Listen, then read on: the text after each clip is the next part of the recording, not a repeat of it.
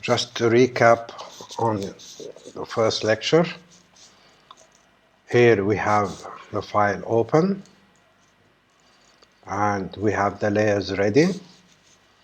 The first thing we do is we use the selection tool. We make a selection.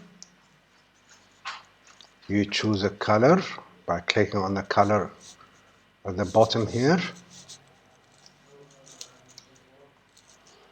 And we're going to use, let us say we want to use blue. And if you remember how we use blue, we write 100 cyan, 100 magenta, 0 yellow. And then we go to edit fill, foreground color, and we press OK. I deliberately did this wrong because I forgot to do a layer before applying my color. You never ever ever work on the background layer. It has a lock, so you will not be able to do anything. So I did a mistake, and how could I cancel the mistake I did? And as I mentioned before, we press Control or Command, depending on if you're working Apple or Windows. Windows is Control Z, Apple is Command Z. So I press Command Z. It will cancel the last step that I did. So I go to top here, I create a new layer. I do a selection. I've already chosen the color I want, the blue, which is 100 cyan, 100 magenta. Then I'm going to edit fill, foreground color, and I have the blue I want. I want to create a new another color, so I create a new layer.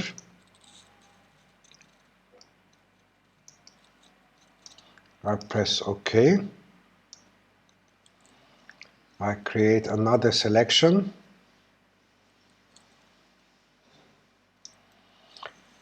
This time I will click on the white, not on the blue. I click on the white, and I want red. So how do we do red? 100 magenta, 100 yellow. And because now I have blue in the top box and red at the bottom box, the top box is called foreground, the bottom box is called background. I go to edit, fill, and I choose background. Okay. So do you remember how we could separate them from each other? They are separate. Layer 2 has the red, layer 1 has the blue. So I'll go to the first tool up here. It's called the move tool. It looks like a cross. I make sure I'm working on the right layer. Let's say I want to move the red. So I'll click on layer 2. It becomes gray, light gray, so it's an active layer. And I remove or move this red color. Now I want to bring in an image to this design. So I do File, Open, I browse for a picture. I already have one ready. I press Open, and the picture is opened on a separate file inside Photoshop. How do I remove it to the file I'm working on? I click, I drag it, I don't let go of the mouse until this layer becomes active, and I import the picture. As you could see, it is already imported on a new layer.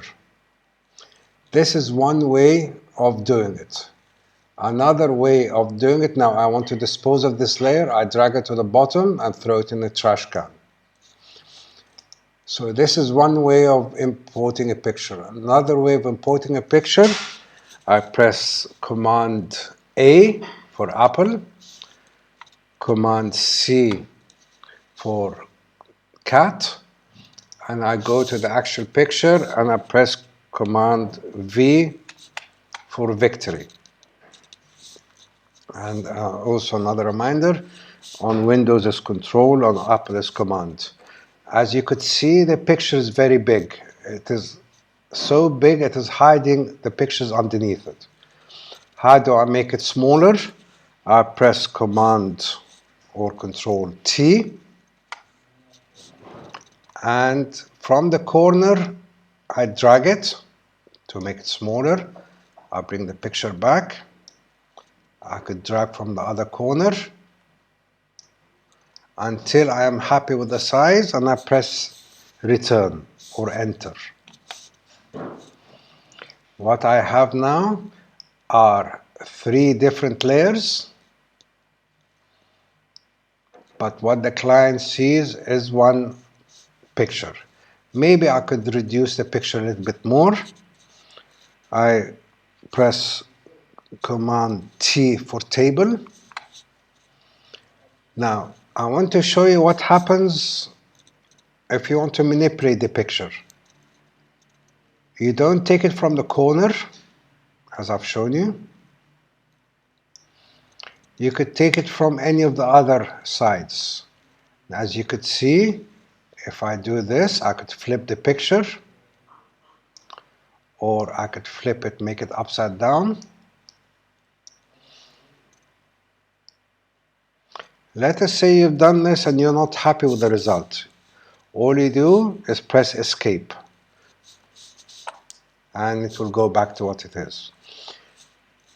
If you don't want to distort the picture and you want to enlarge it in size or decrease it in size without distorting, we press Control or Command T, and we keep our finger on the Shift button on the keyboard, and we increase or decrease the size from the corner. If you do it from the corner, it will never be distorted. The minute I let go my finger of the keyboard, I could distort it and do whatever I want with it. But the minute I press Shift, it is automatically back in proportion and it will not be distorted. I'm happy with the size, so I pressed Enter. And here we have 3 different pictures on 3 different layers. But what your client is seeing here is one image and one image only. Do you still remember how you could manipulate the layers? I will remind you. Let us say you want the red to be above the picture. So what you do is you take the layer, you click on layer 2, and you keep your finger on the mouse and you move it like this.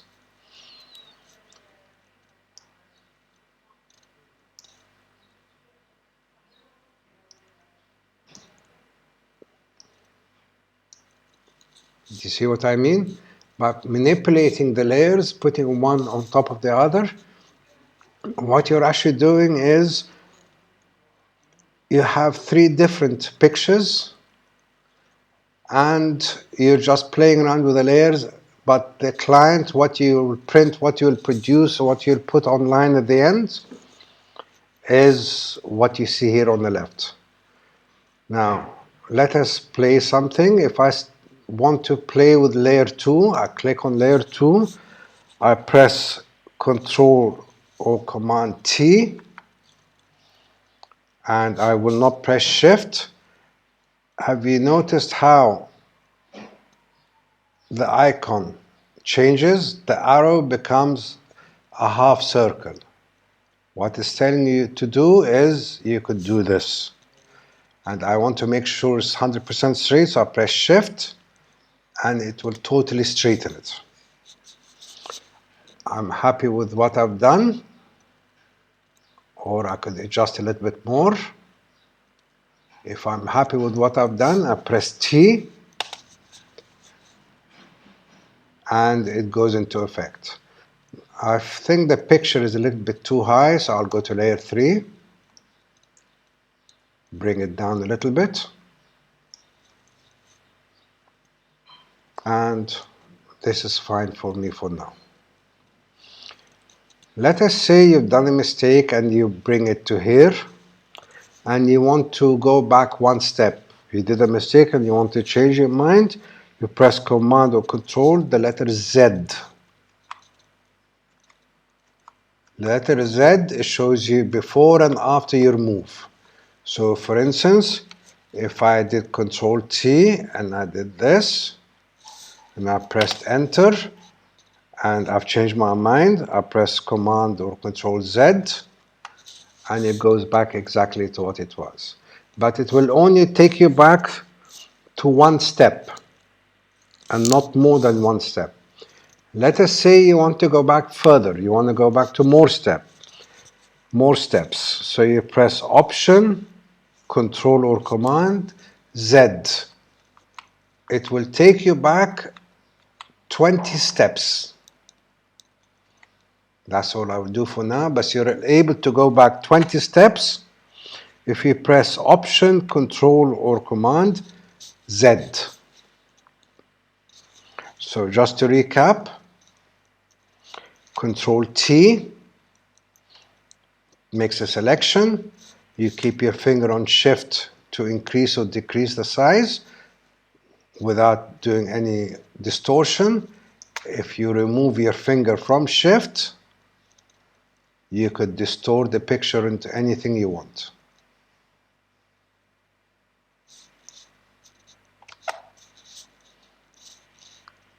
I will reduce it to this size. Now you want to rotate the picture, also press Control or Command T, and when you bring the mouse out in the corner, it will look like a half a circle, so you could rotate it as much as you want. You press Enter. You don't like what you've done, you press Command or Control Z, it will take it back to where it was exactly. And you have to practice this as often as you can to get more of an understanding of it and to master it more.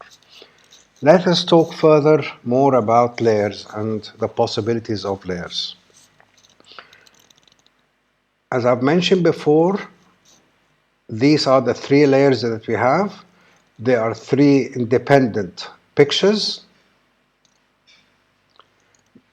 What the client sees here is one big image, but in reality you're working on 3 separate identities. You want to hide the picture, not disappear, just hide it. You click on the eye. The layer of the picture is still there, but you've hidden it from sight. You could obviously do this with all 3, or with as many layers as you want, as many layers as you have. The second thing we'll talk about is here. I always recommend to call the layers by name because, as I mentioned before in our first lecture, Avatar was created using something similar to Photoshop, and they reached up to 1,000 layers. So with 3 layers, life is simple. But if you increase further than that, things become more and more complicated. So what I recommend is, if you click on the name of the layer and you double click twice, the name becomes active, and we could call this, for instance, blue, red,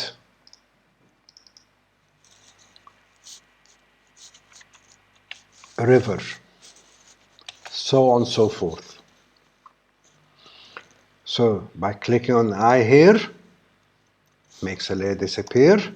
By double clicking on the name here, You could change the name of the layer, and if you click out here further away from the name, if you double click, it will open to you a world of possibilities, endless possibilities.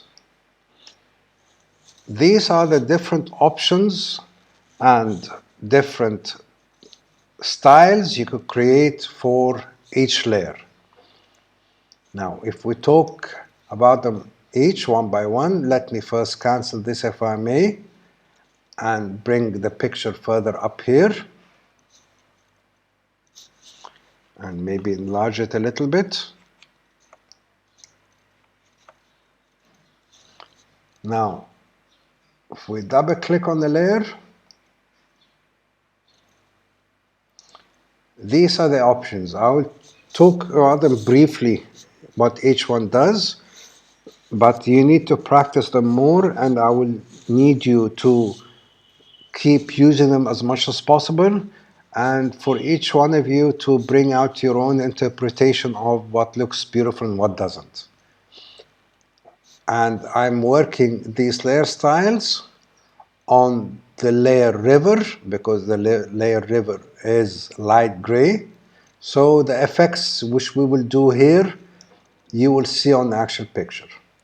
So this first one is bevel and emboss. Immediately you see a frame has been created around the picture. Let me remove it. That's before and that's after. Now let's play around with these things. The first one up here is called inner bevel. Okay, it creates the effect inside the picture. Outer bevel is created the same effect but outside the picture. So on and so forth. Emboss, pillow, emboss, and stroke emboss. Play around with them and see which one you like the most. And then the technique of this effect of the embossing, if you want it smooth, chiseled hard, so it looks very aggressive, or chiseled soft. Again, play around with them and you find out for yourself.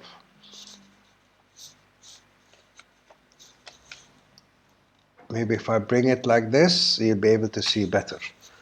Now, the depth of the bevel and emboss, this is the strength of the tool. This is the size of the tool. I'm obviously exaggerating for you to see quite much easier. You can have the direction up or down. As you could see, it's light when you do up, it's light at the top, dark at the bottom. When you do it down, it's dark at the top, light at the bottom. We've already spoken about size and the softness. The higher the figure, the less of an embossed look or feel you get to the picture. I cannot tell you what to use. It is totally up to you and your own style and liking for an image. And the shading, the only way you could learn these things is just play around. I'm just giving you a rough idea of the different tools. Now, that is bevel and emboss. Contour, it looks similar to bevel and emboss, but it gives you in the corners, if you look at the corners, it is much more of a sharp edge. And this obviously changes. I hope you're able to see the changes with the range we're doing. Texture, if you want to give a texture to your picture. Pattern, you could choose the different patterns here.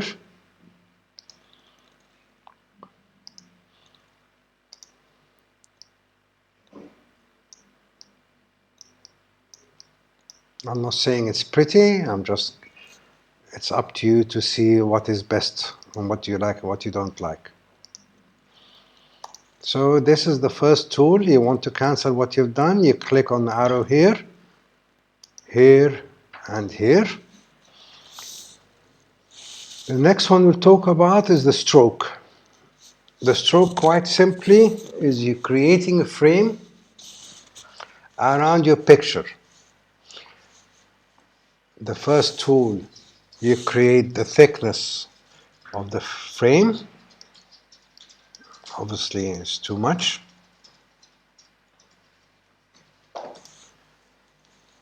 The second one is the position. You can have the frame outside the picture, so it doesn't eat anything from the picture, or inside the picture, or in the center of the picture. This is obviously also totally up to you.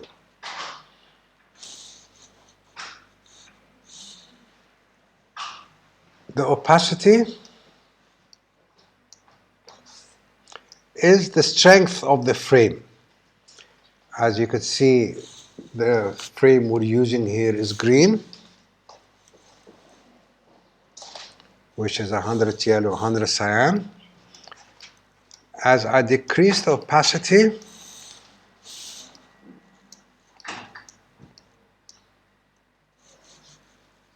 the color becomes lighter.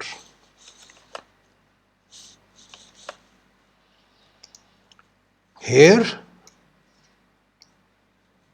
you just play around until you see it might not be showing. For instance, I've chosen here lighter, okay, because I want to choose a lighter version of the green, so it's not apparent on the white, but it is apparent here between the blue and the picture.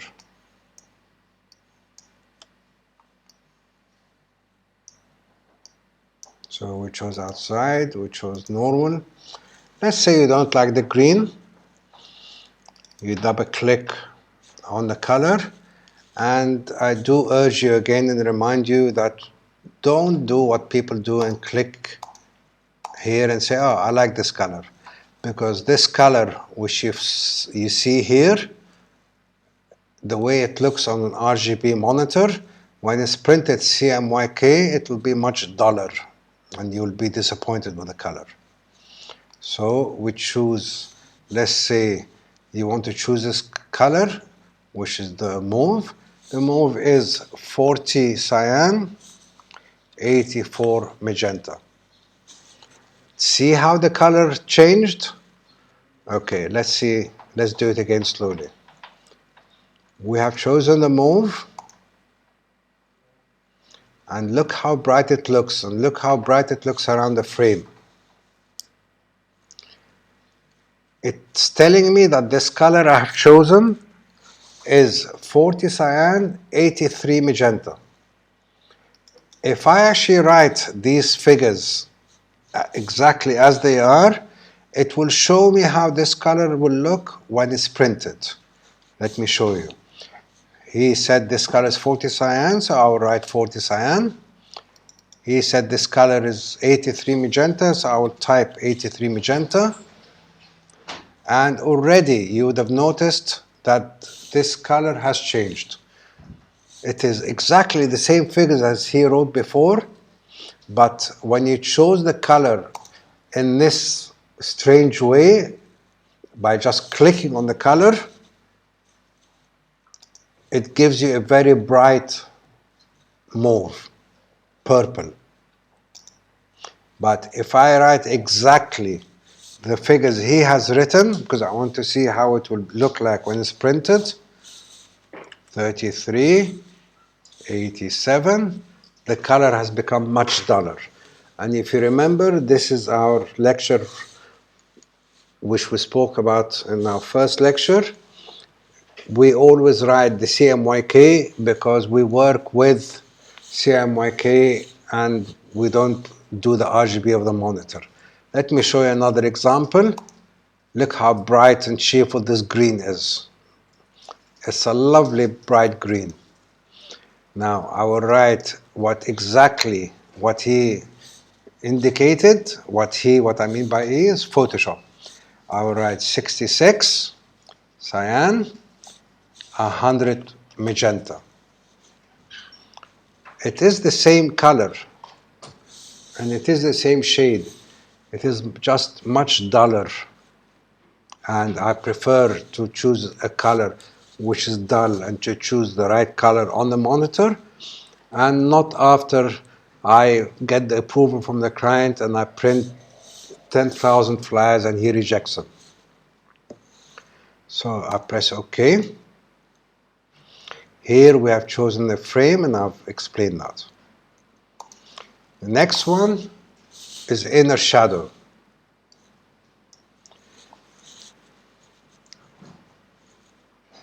Let me increase it for you. And they're all exactly the same as I mentioned before. This is a shadow. It is not similar to the frame, the bevel and emboss frame. It only does it in a much softer, smoother effect. Okay, and also you could choose the color that you wish. I'm old-fashioned, so I'm going to write the numbers. And it gives a kind of mysterious color to it, effect to it. So with the sky, for instance, if I add 100 cyan, 20 magenta, it gives you an effect of a much richer, bluer sky. Of course, the problem is, and it also affects the edges of it, but you could later on crop the picture and only use a small part of it with this sky without showing the edges. Inner glow.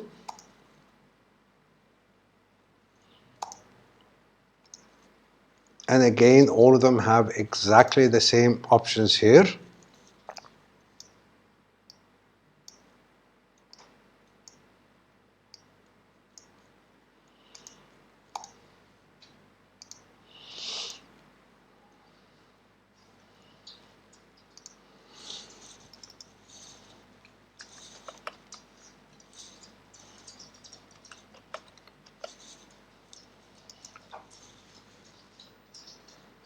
And if we decrease the opacity, it gives a bluish tint to the picture.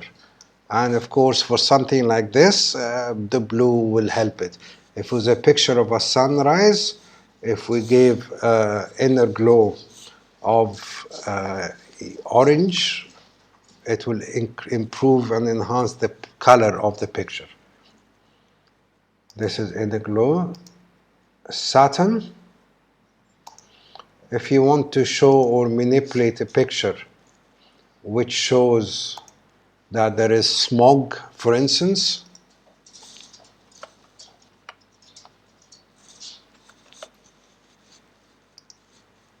okay, and obviously the more you increase opacity, the worse the smog becomes.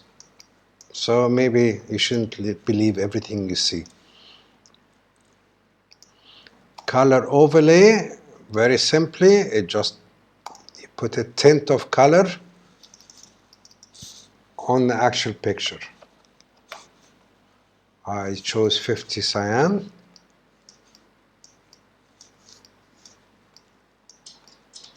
I'm not telling you you'll be using all of these, but it's important for you to know them and understand them and to practice with them. And then it's up to you after that which ones you choose and which ones you don't. Gradient overlay is exactly the same, but it's from darker to lighter. This is the gradient we've chosen. We want to start, say, with this blue.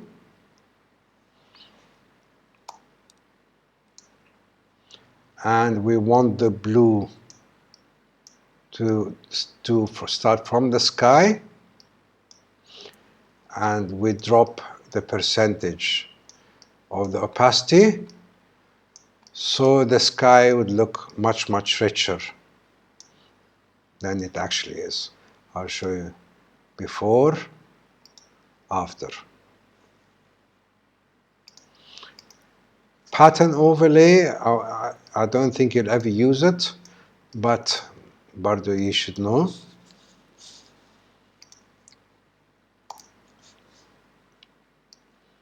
If you want to create some kind of pattern or effect on top of your picture, maybe marble, this is how it's done. It's not one of my favorites. I don't use it often, but we should know how to use it. Outer glow. It's not going to show that much because of the picture with the white background, but it will be shown here apparently on a dark blue background if you want to have ghostly effects. And a lot of these tools are similar in what you see on television and movies, but the only difference, as I mentioned before, that one is static, one is dynamic. One moves and one doesn't. Last but not least, drop shadow. If you notice, the picture here is very flat. The picture of this river on the white background is very flat. So why don't we give it some depth? I want black, for the shadow, for it to be black. And as you could see, it has given it more depth as if it's floating. It gives it a two-dimensional effect. And quite simply, these are the individual tools for the individual layers. We'll cancel this drop shadow, and that is it.